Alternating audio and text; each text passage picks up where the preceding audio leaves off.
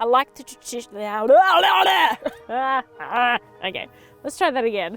And that's the Mazda 3.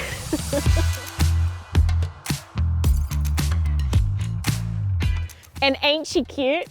The humble hatchback has been a favorite of families now because space is a premium in the city. And sometimes you just don't want to be driving a big bruiser SUV or wagon. I've been driving this for the last week to see if it suited my family life. So keep watching to see if it suits yours.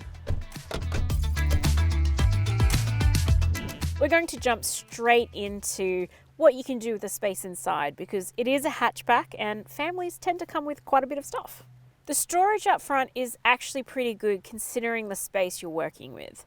The glove box and the middle console are both a decent size, but it did take me a little bit to get used to how this middle console opens. Naturally, you tend to, go to just lift it, but you actually have to slide it back, then open it. I did like though that the USB-A ports are in here because you don't have a trailing cable situation happening in the middle console. Everything's very neat and tidy and tucked away. You have a bottle holder in the storage bin in each door, plus 2 cup holders, which can be tucked away again to make this space look neat. I like that you have a little storage cubby here for like phone or a key, but you also have a dedicated little cubby on the side of the steering wheel, I think, for a key as well. I like that you also have a sunglasses holder. The space up front feels pretty practical for a hatchback. However, the narrow windows and the tall window sill does make it feel sometimes a bit claustrophobic in here because there's not a lot of elbow room. And I can imagine that a broad-shouldered individual might feel a little bit squished. I like the traditional gear shifter because it makes it feel sporty and solid, and that the parking brake automatically releases when you put it into drive. Just makes one less thing that you have to think about. The seats are very comfortable, and the electric driver's seat with lumbar support and memory function was a nice touch. It's just a shame that it wasn't carried over to the passenger side, which, still adjusts manually. The 8.8-inch multimedia screen is nicely nestled, but from my driver's position, the bottom of the screen can sometimes feel like it's cut off. Like other Mazda models, it's not a touch screen, so it doesn't offer that seamless smartphone mirroring process that you can see on other cars. It has wired Apple CarPlay and Android Auto, but this model does have built-in sat-nav, which is a plus. Well, it's a bit of a tight fit. There's not heaps of legroom or headroom. I'm 168 centimeters tall or 5'6", and I think a taller individual would be quite squished back here. Plus, the narrow windows and taller window sills don't help with that feeling either. There's pretty much no storage here either. You've got a drink bottle holder in each door, these 2 cup holders here, 1 map pocket, and that's it. I also would have liked some USB ports back here for connectivity because, there's not heaps of creature comforts for adults or teenagers. You do have directional air vents that have fan control, but not climate control. There are ISOFIX mounts on the outboard seats plus 3 top tether child seat mounts. But you probably won't fit 3 car seats side by side, and you probably won't want to anyway. The kids will be in each other's spaces and will be annoying each other, and then, you. The low height of the car does mean that you're really bending down to strap in your kids. I wouldn't love to be doing it every day if I had an infant, but it does mean that my 5-year-old was able to get in and out pretty easily. You do compromise on front occupant space and comfort when a 0 to 4 rearward facing child seat is installed. Because you have to basically fold yourself in half to slide in and out, the back's really only suitable for young kids or tweens. Adults will manage on a short trip though, or in a pinch. The boot isn't massive, but will fit a large suitcase with a little bit of room to spare. The floor is quite deep, but that does mean that you make do with a space saver spare tire. And I do like how the load lip is not too high because it means you can load things in pretty easily. And the boot lid isn't too heavy to operate.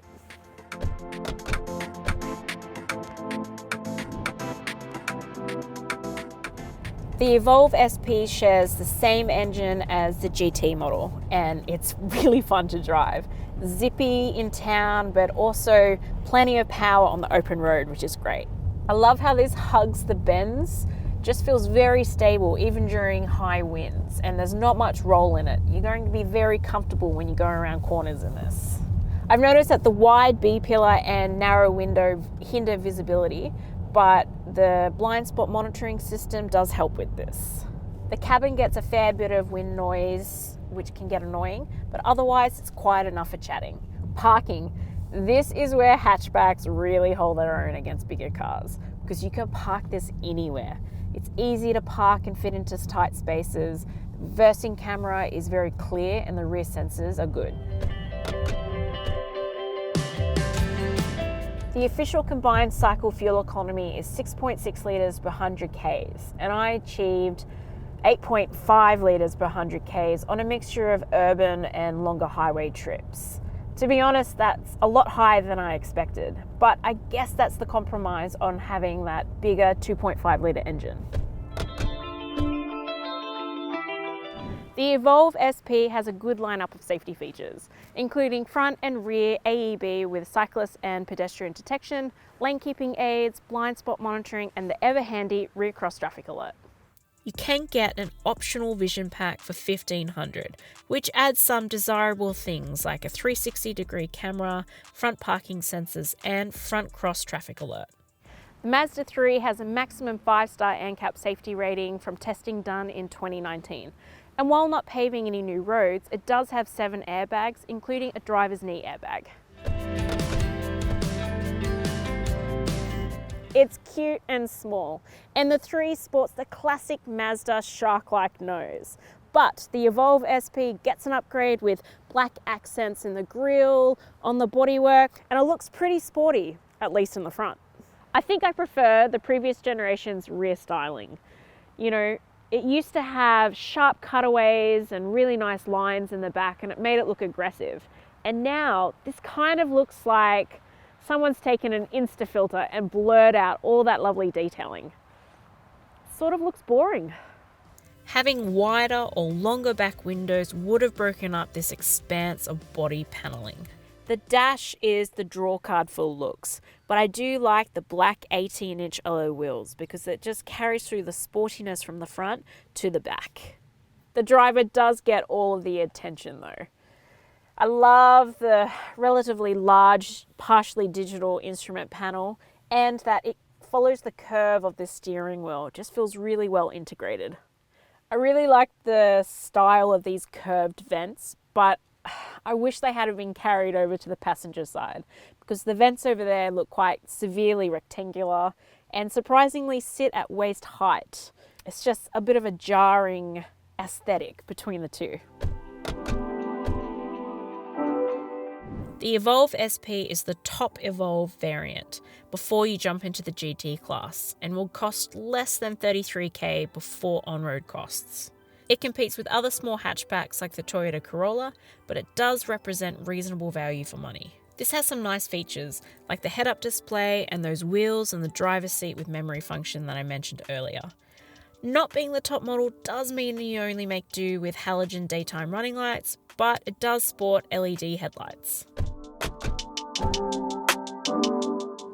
The 3 comes with Mazda's 5-year unlimited kilometre warranty, which is pretty standard for the class, but it does come with an impressive 5 years roadside assistance. There is 5 years cap price servicing and they average $347 per service, which is pretty good. Servicing intervals are every 10,000 Ks or 12 months, whichever occurs first, which could be annoying if you put above average Ks on your car every year. I've grown quite fond of this car, and it's small, and you certainly get your squats in when you're getting in and out of it, but it drives well, and I liked how easy it was to handle, especially around town. It's a bit squishy in the back, and even my 5-year-old felt a bit cramped back there, so it gets a 7.5 out of 10. My son wasn't super excited about this one, but he was very fascinated with the boot and wanted to make a cubby in it. He also liked the folding mirrors, and this got a 7 out of 10 from him. If you're after more details, check out the full review at the CarsGuide website. The link will be in the description, and I'll see you next week.